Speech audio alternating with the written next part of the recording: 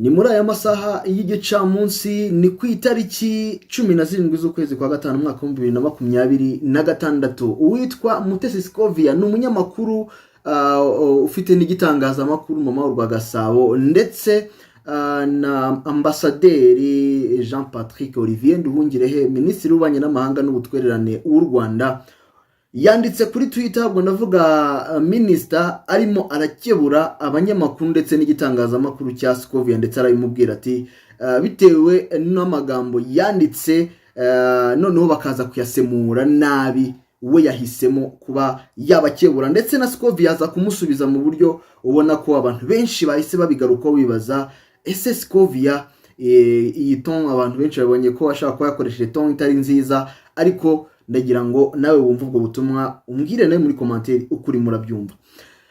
Uwitwa Nduhungirehe minister yateruye agira ati Madame Scovia Mutesi yamutagenze iki kiganiro cyanyu kirateza urujijo mu banyarwanda, inyandiko yanjye yanditse mu rurimi rwumvikana, ubutamuzashake umunyamakuru uvuga neza igifaransa asemure inyandiko nk'iyi uko bikwiriye, mbere yuko muyiganiraho nibiba ngombwa muzambaze. Ikindi kandi igitaramo cya African Forward Summit i Nairobi ntaho cyari gihuriye n'inama y'abakuru b'ibihugu, kuko cyabaye inama irangiye. Ntabwo rero wasaba Sheryl Silver wagiteguye ngo aze yemeza ibyo nanditse ku nama y'abakuru b'ibihugu, ntiyari ahari. Abanyarwanda bakurikira Mama w'u Gasabo TV bakeneye rwose amakuru atomoye yumvikana, atatera urujijo, cyane cyane iyo mushingiye ku nyandiko zanditswe mu ndimi z'amahanga. Uyu ni ambasaderi Jean Patrick Olivier Nduhungirehe, uyu ni minister wa Foreign Affairs cyangwa se w'ububanyi n'amahanga n'ubutwererane w'u Rwanda. Scovia akimara kubona ibi yahise amusubiza nyuma y'amasaha 3 nibwo yamusubije, aho yateruye agira ati nyakubahwa minister Nduhungirehe, ubutumwa wanyujije kuri X uvuga ko twasemuye nabi ibyo mwanditse, turabasaba ko ubwira abo mu biro byawe bakabudushyirira mu Kinyarwanda, kuko abo uba ubwira si abipari cyangwa se Kinshasa cyangwa se i Buruseli gusa, ahubwo harimo n'abanyarwanda b'Ikiyombe, avuga Mushubati na Kinigi. Muzakomeza kwihangana kugeza igihe ibiro byanyu nawe ubwawe bizakoramo ababwira abanyarwanda ibyo mwavuze. Murakoze, weekend nziza honorable. Ni Scovia Mutesi. Ariko nanone Angeli Mutabaruka nawe ukora kuri TVTN na Angeli Mutabaruka nako Swari de Osakim nawe yahise replying kuri post ya minister, aramubwira ati ese DM ntayihari. Wumva ashaka kumubwira ati bawaciye mu gikari wenda ukamubwira, ariko maybe ko buriya minister wasanga agiye kubyandika ko wenda abonye bitabaye rimwe, cyangwa se wenda muri DM ntago wamenya wenda n'indi mpamvu wenda aba yabigaragaje gutya. Ariko n'uburyo Scovia yaje amusubiza byatumye abantu benshi baza kugenda babigarukaho, kuko hahise haza undi nawe waje kubivuga. Ariko mbere ko tubyinjiraho ndagira ngo turebere hamwe, mbere yuko tureba byinshi wenda abantu bagiye babivugaho, ese koko ministeri niyo yakabaye ibishyira mu Kinyarwanda? Ese inshingano z'umunyamakuru we ntabwo yabasha kuyishyira mu Kinyarwanda?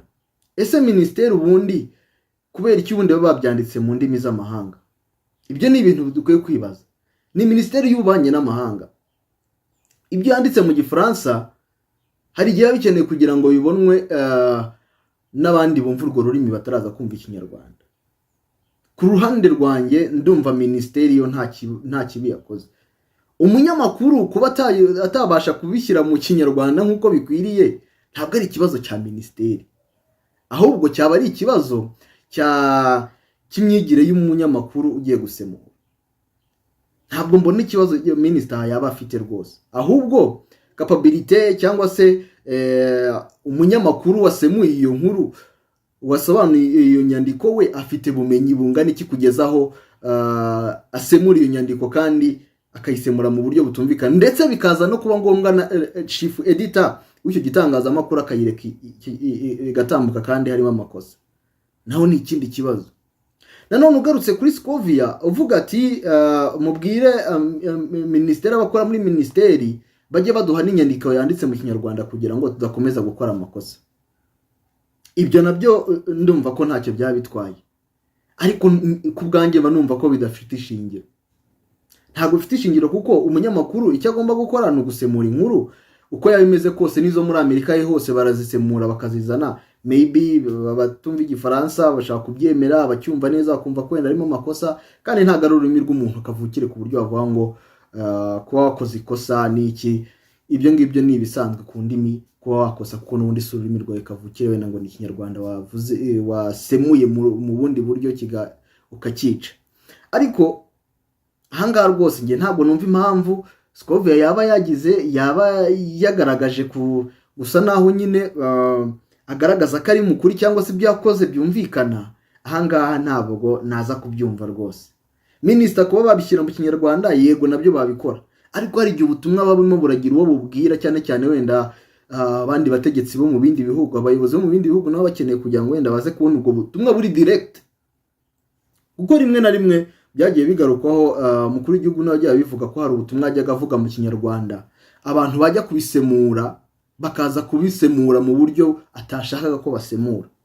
Ari nayo impamvu Nduhungire nawe yakoresheje iki gifaransa kugira ngo abo yabwiraga babashe kuba bakumva, kuko ni inyandiko ndende yanditse mu gifaransa nkuko bagiye bayisemura mu kiganiro. Ntabwo twabaje kukizana ngo murebe ibyo ari byo, ariko ni kimwe mu bintu nyine kigaragaza ko igifaransa ari gikeya wenda mu bantu bagisemuye cyangwa se muri iriya nzu, ahubwo hakaba hari kwibazwa kubera iki Scovia we yego nibyo kuba wadefanda ikigo cyawe n'icyo ukagaragaza ko nta kosa ufite, n'iki rimwe na rimwe ugatanga n'ingero byafasha kuba bakandika no mu kinyarwanda kugira ngo n'abanyarwanda bamenye icyo minisita yarimo aravuga, nacyo ni ingenzi. Kuko ejo n'ejo bundi hari ukuntu umuntu aba akeneye kumenya amakuru y'ibiri kujya mbere, cyane cyane y'ububanyi n'amahanga w'igihugu, tukamenya ngo ese minisita yasubije nde, yamusubije ngo iki, bo barasubiza ngo iki, tuze kubona uburyo biza kuba translated, byose tukagenda tubibona. Ariko Scovia nawe mu kugaragaza ko nawe yatewe impungenge no kuba nta hantu bandika ikinyarwanda kandi ministeri ari y'abanyarwanda bakeneye kumenya ibikorwa bya buri munsi, ntawe wavuga ko afite ishingiro, ntabwo wabitesha agaciro. Ariko nanone tugaruke kureba ubwo butumwa kuba bwanditse gutyo, hari ubwo ari bugenewe kuko yumva igifaransa. Ntabwo buryo uzarebe hari igihe minisita asubiza umuntu mu cyongereza, impamvu amusubiza mu cyongereza nuko abazi ko uwo muntu araza kugisoma, nta wundi muntu agiye kubaza ngo mbwira yashatse kuvuga iki. Hari n'igihe byandika mu gifaransa kuko uwo yasubiza azi neza ko icyo gifaransa aragisoma neza.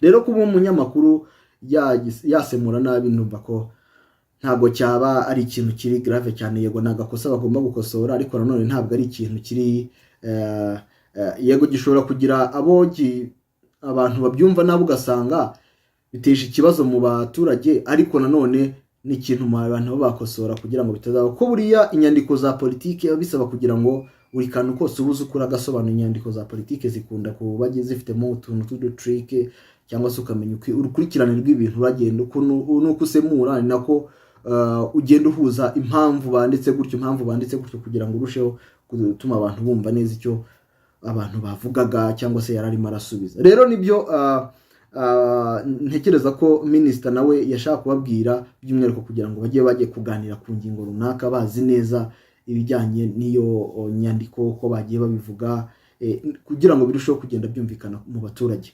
rero n'abantu benshi bagiye babigarukaho, nk'uwitwa Prince yavuze ati ese waba warasabye ibiro bya minisita inyandiko isemuye mu kinyarwanda urayibura? aho ngaho uhita wibaza niba Scovia arimo aravuga ko we kuba yarasemuye bigapfa, ibyo minisita ntiyakabaye abiryozwa ministeri nako Scovia, ahubwo yakabaye nawe yaratanze inyandiko iri mu kinyarwanda.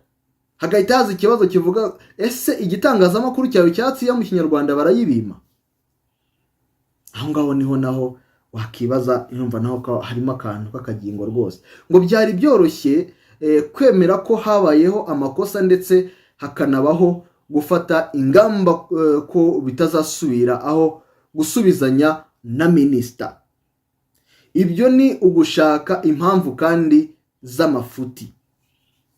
Rwose nanjye aha ndimo ndumva ko ntabwo byakabaye ngombwa, kuko nta mpamvu yumvikana kuba wavuga ko mwasemuye nabi inyandiko mutarigeze munayisaba ngo mubabahe ikinyarwanda ngo bayibime.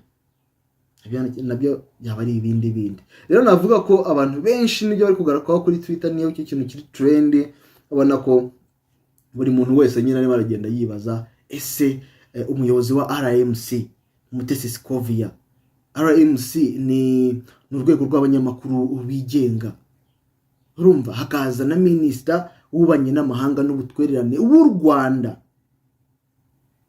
urumva ko nacyo ari akantu k'agaskandari nyine bitari bikwiye ko babasubizanya, kandi mu buryo bwo kugira ngo barusheho kugenda bagorora abantu. Hari ukuntu Scovia nawe ari kugaruka abigaragaza wenda ko habayemo kwibeshya no gukosoka, ariko nuko nyine tubibonye bigenze. Reka rero ngushimire cyane, turaza kubana mu bindi biganiro. Iyi ni Rwanda Trends, make sure ko wakoze subscribe aho hasi. Nyiri Opa Jack, imyidagaduro nicyo kintu tuba turi kugarukaho umunsi ku munsi. Reka ngushimire cyane wowe udahwema gukurikira ibiganiro byacu. Reka nkubwira ati ciao ciao, Nyagasana akomeze akwagure mu byo ukora byose, kandi ukomeze kugubwa neza muri iki cyumweru.